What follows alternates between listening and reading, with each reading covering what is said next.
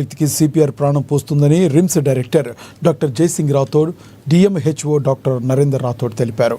CPR awareness వారోత్సవాల్లో భాగంగా ఆదిలాబాద్ పట్టణంలోని రైల్వే స్టేషన్లో నిర్వహించిన అవగాహన కార్యక్రమానికి వారు హాజరయ్యారు. వైద్య సిబ్బంది ప్రయాణికులకు సిపిఆర్పై ప్రయోగాత్మకంగా అవగాహన కల్పించారు. గుండెపోటుతో అకస్మాత్తుగా పడిపోయిన వ్యక్తికి సిపిఆర్ తిరిగి పునరుజ్జీవనం చేయవచ్చునన్నారు.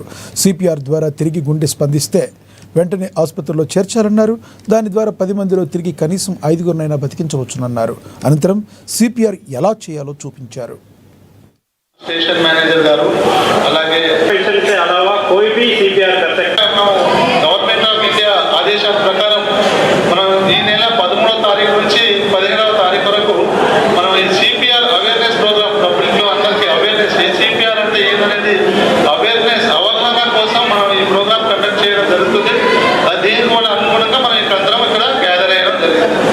ఈ రోజుల్లో హార్ట్ అటాక్ అనేది చాలా మెడికల్ ఎమర్జెన్సీ సిచ్యువేషన్. ఎందుకంటే ఇందాక మా ప్రోగ్రామ్ ఆఫీసర్ చెప్పినట్టు ఒక 10 మందికి హార్ట్ అటాక్ వస్తే తనకు తాను ఏమి చేయకుండా బతకాలంటే ఒక్కరే బతుకుతారు. అదేవిధంగా మనం టైమ్లీ సిపిఆర్ చేస్తే 10 మందిలో 5 మంది మనం బతికే అవకాశం ఉంది. మరి ఇది సిపిఆర్ అంటే ఏంటి, అది ఎందుకు వస్తుంది అనేది కూడా మీ ప్రజలందరికీ అవగాహన కలగాలంటే సిపిఆర్ అంటే కార్డియో పల్మనరీ రిసస్టేషన్. కార్డియో అంటే గుండె మరియు ఊపిరితిత్తులకి మనం రిసస్టేషన్ చేస్తాం గుండె.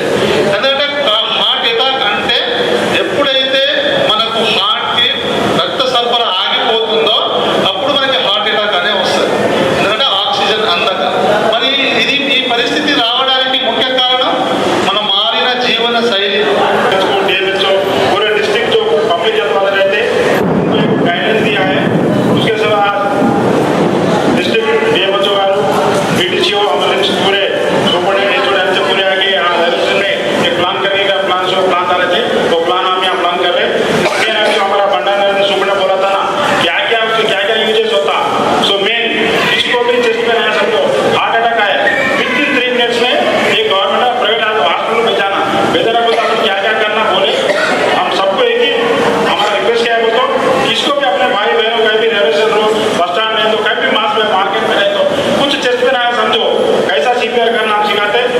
सब लोग सीख के अपन जो बोले ना जीवन दान